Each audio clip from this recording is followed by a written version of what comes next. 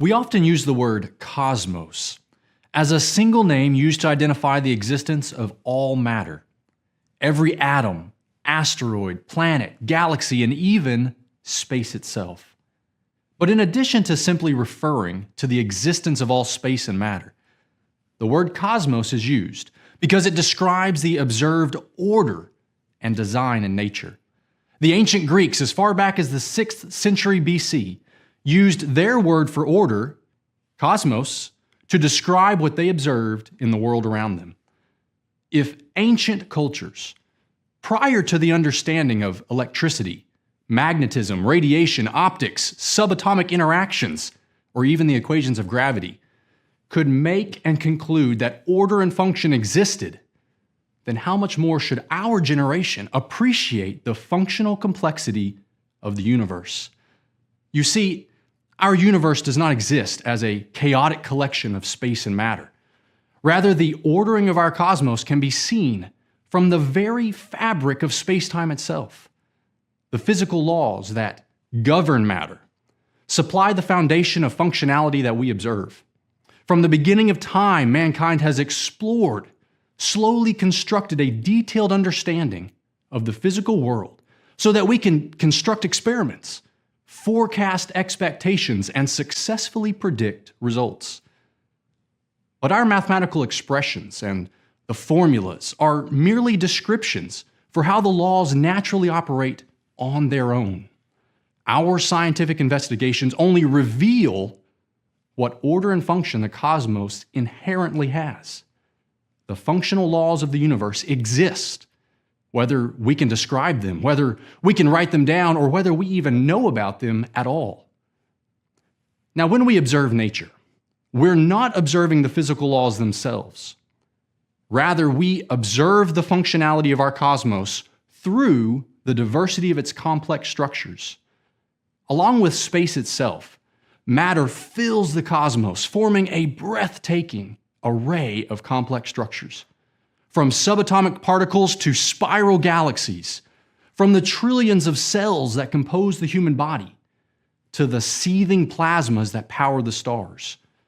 Complex order is found at every cosmic scale. Take, for instance, the simple periodic table of the elements.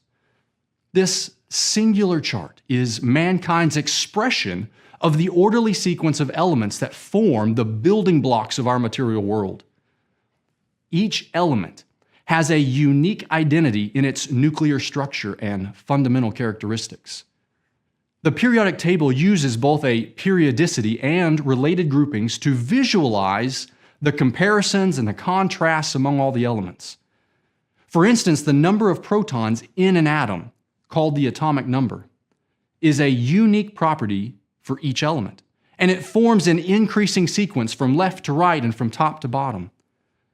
The overall structure of the periodic table includes horizontal rows called periods, which are arranged to identify the highest energy level of the element's outer electrons.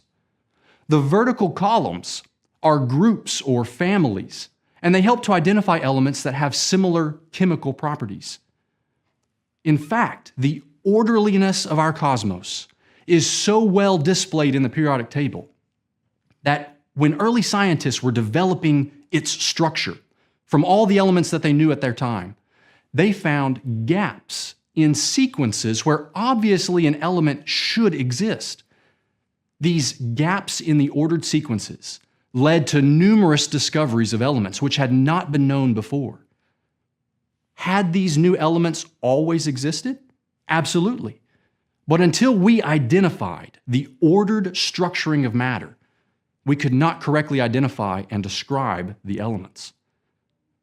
The periodic table has elements that are the building blocks for the host of complex structures in our cosmos. Yet these complex structures in turn are participants in an equally inspiring set of complex interactions where cosmic laws exert their influence through the forces of nature. Here is where the complex nature of the cosmos has both confounded and astounded humanity. As much as we would like it, the physical laws do not obey human whims. We're subject to their processes and governed by their operation.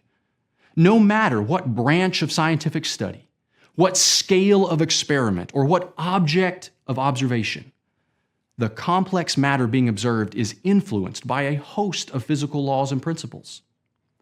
So in our scientific experiments, while we struggle in confining the matter or painstakingly restricting its contamination and seeking to establish boundary conditions, we must acknowledge that without the regular and ordered functionality of the laws of our cosmos, the complexity we see would merely be chaos. No scientific understanding could be obtained, let alone even initiated, if the regular, repeatable, and restricting laws were not present and functioning.